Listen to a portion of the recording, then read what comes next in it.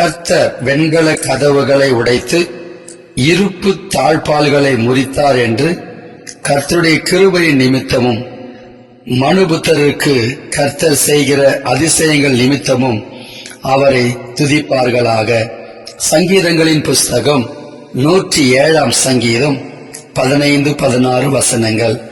அருமையான தேவ பிள்ளைகளே, தேவனுடைய மனுபுத்திரர்களாக பிள்ளைகளாக நாம் இருக்கிறதுனால கர்த்தர் நம்மை அதிசயமான ஆசீர்வாதங்களோடு இந்த மாசத்தில் நடத்துவார். அதோடு கூட அவரை நாம் அதிகமாக இந்த மாதத்திலே துதிக்கிறவர்களா இருக்க வேண்டும். துதிகளை அதிகப்படுத்துங்க. துதியினாலே எரிகோ கோட்டை விழுந்தது, துதியினாலே செங்கடல் பிளந்தது, துதியினாலே யோர்தான் பின்னிடப்பட்டது.